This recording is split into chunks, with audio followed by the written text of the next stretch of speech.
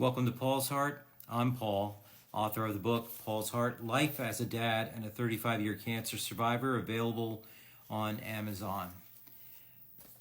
This is part 2 on my talk of seeking employment after cancer. And the reason why I wanted to do that is because there's been a change in just the year since my book was published to the changes in dealing with discrimination and employment. Unfortunately, and I'm not going to make this a political post, but it is what it is. Within the last couple weeks, our current president had reversed civil rights policies that went back to the 1960s. Okay, civil rights. In particular, when it came to employment, preventing discrimination. Now, when you think of the civil rights era, you think about color, you think about male or female. Of course, as you go on, you can think about the LGBTQ community.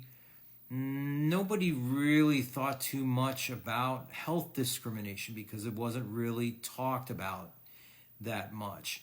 Of course, when I sought new employment after my cancer battle, along came the American with Disabilities Act, which kind of hammered home that you can't discriminate against someone who has had cancer and likely other chronic illnesses.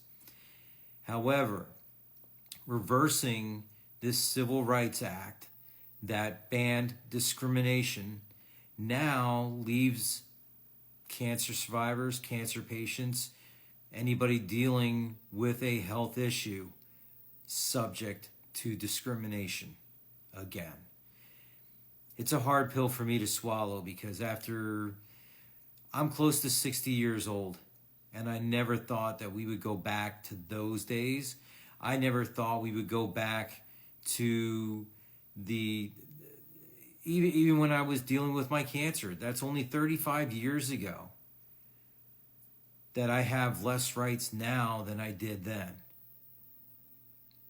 It's frustrating because what really was a victorious time for me, something that I was proud of, something that I thought was virtuous, the way that I handled my treatments, that I was dependable, reliable, in the year 2025 could be held against me. My advice to you, if you are in a situation where you need to look for work, want to look for work, just make sure that you are going to have everything that you're leaving behind or more. Because with the door open to discrimination, and if you quit your employment before you have a new job, it could be disastrous.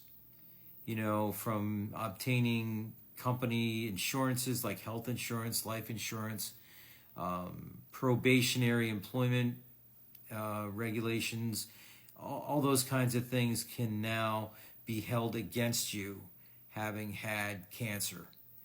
So, unfortunately, we're going backwards, and we have to hide that we ever had cancer in the first place if you're going to hope to get new employment.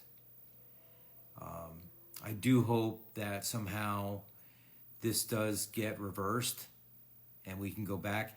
Now, to be clear, just because there were laws in place didn't guarantee that an employer wasn't going to find a loophole or some other way to not hire you.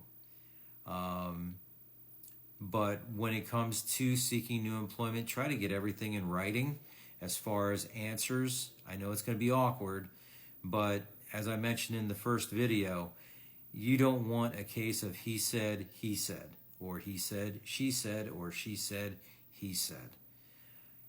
You want to be able to prove your point. Right now, it's legal now to discriminate on your health, gender, age, religion, color of skin. Because our administration decided this is what DEI meant to them. Taking away the protections that helped us get jobs and keep our jobs. Like I said, I do hope these times change. It shouldn't change anyone's outlook towards beating cancer. Get the job done. Okay, depending what type of cancer you have, it may be harder, it may be easier. The remission rates vary depending on the cancers, but get through your battle with cancer, deal with your employment afterwards. And if you have to find new work, you'll deal with it. But, take what I've shared, that unfortunately, cancer isn't something that you want to share with a prospective employer at this point until things change. I'm sorry, but that's the way it is. Until next time, this is Paul's Heart.